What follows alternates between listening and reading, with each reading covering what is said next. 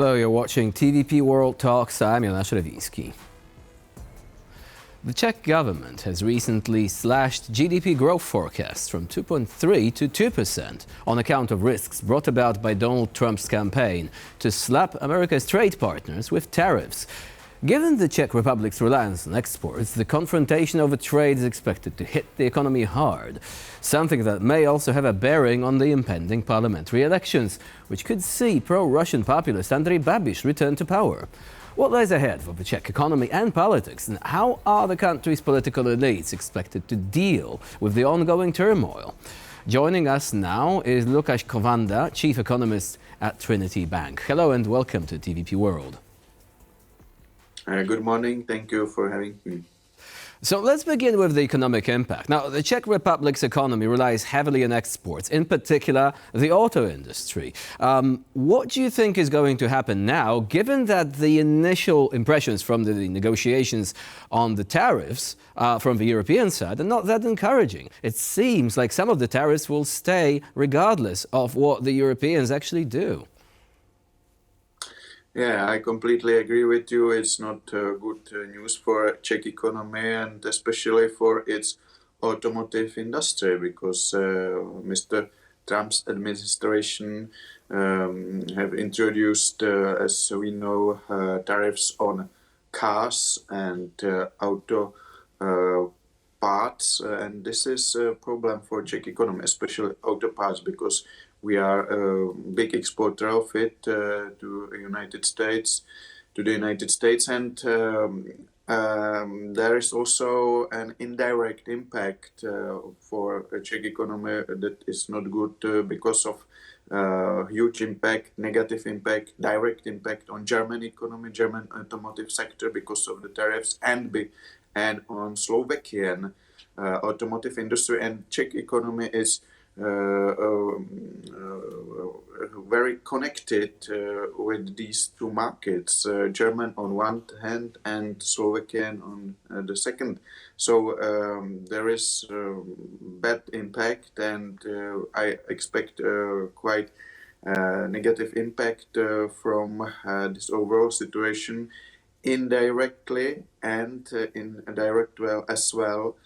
So we would like to have all the tariffs removed, we as our government, we as economy, but now I think it's not realistic because some of them will stay longer, unfortunately. And this negotiation process has to be a concerted effort. It's not just that the diplomacy of any individual country like the Czech Republic or Poland can actually engage with the Trump administration. This needs to be done on a European level. So what incentives do you think would be encouraging for Donald Trump to perhaps keep these these tariffs, obviously, Freudian slip, at a reasonable level, right? Of course, we were talking a lot about sanctions on Russia and stuff like that. What do you think is likely to work in the course of these talks? It's very difficult to say. I think that Mr. Trump does not know himself what he would like to have for tariffs to be removed.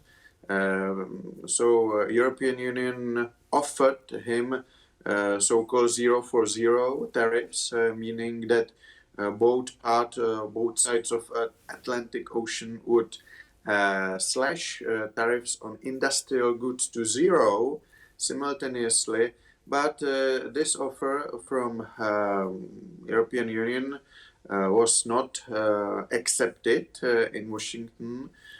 So we may try to find another ways how to please Mr. Trump to remove his tariffs, for example, to buy more gas, LNG gas, and more oil from the United States, and of course more weapons and ammunition, for example, and big thanks to this, or via this, we may somehow get him to the negotiation table and try to convince him that tariffs are a really bad idea.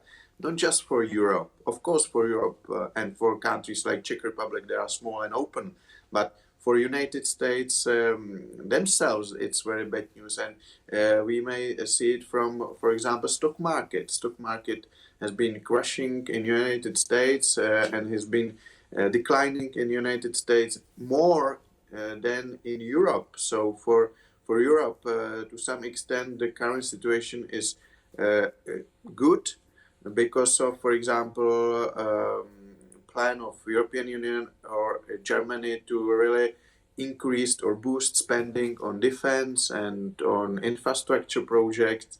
And we may see that there is a capital shift from United States into European Union, into European stocks, for example. So not all news are bad now, and some of them are good for Europe, and this is because of Mr. Trump's policies. Well, it's a complicated situation, isn't it? I mean, Trump would probably like Europeans to buy more American cars as well. American cars are massively expensive compared to the US domestic market. So to some extent, at least, there is an argument to be made there when it comes to these tariffs working the other way around, obviously, and other indirect levies. But let's move on now to politics, because this is unlikely to be ignored by ordinary citizens. Like, elections in the Czech Republic are coming this autumn. Who do you think is going to benefit from the current situation? Who do you think has the recipe for allowing citizens to avoid this impact, at least to a limited extent? This is quite surprising because in the last few polls we have seen that there is a declining preference for Mr. Babiš party, and Mr. Babiš has identified, has connected himself quite closely with Mr. Trump's policies.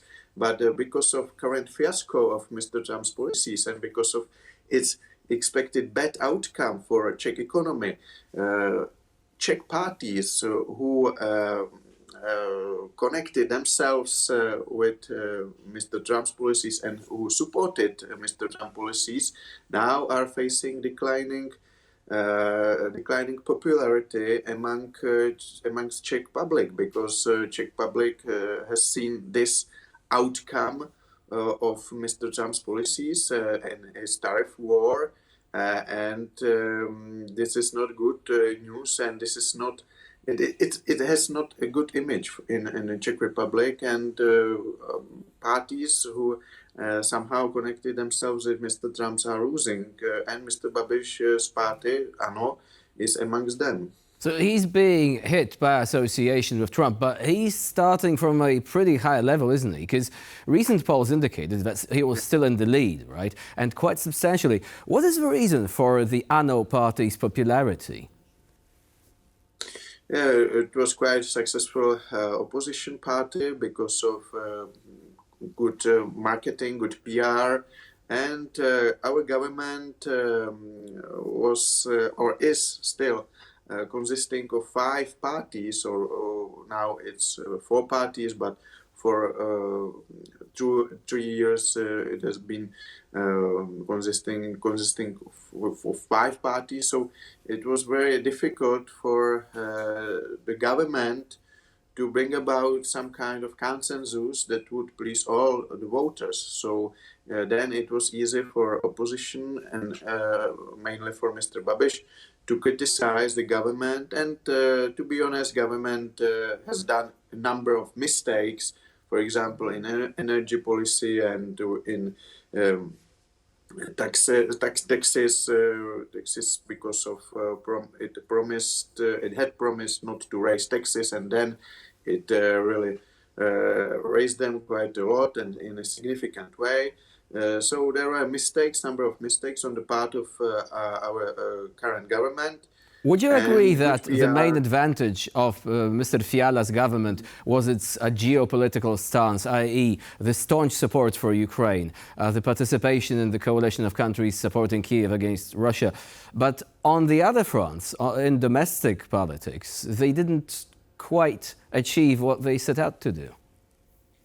Yeah, you are perfectly right. You have said it better than me, and this is the key reason.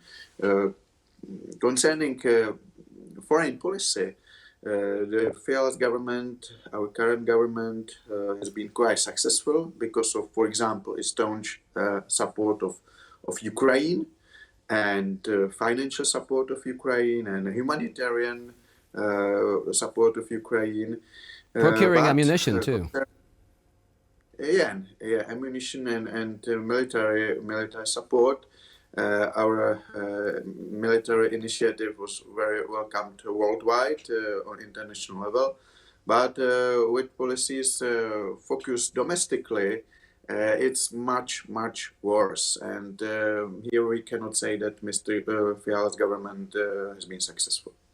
So, is that enough for people to forgive Mr. Babiš for his pro-Russian policy, or perhaps is the public opinion shifting? His slogans suggesting that we are the only party that will ensure peace, we don't want war, etc., etc. Are these slogans perhaps falling on fertile ground?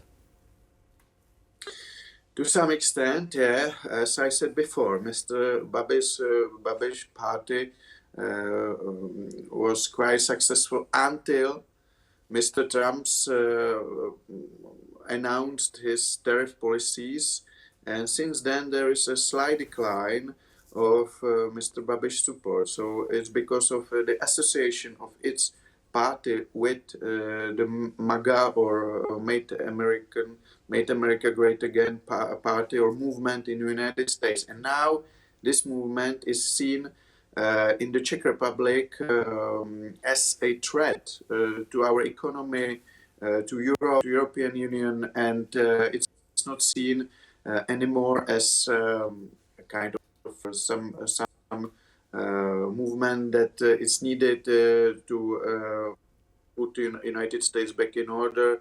Now, really, in the last few weeks or months or 2 months, this has changed a lot.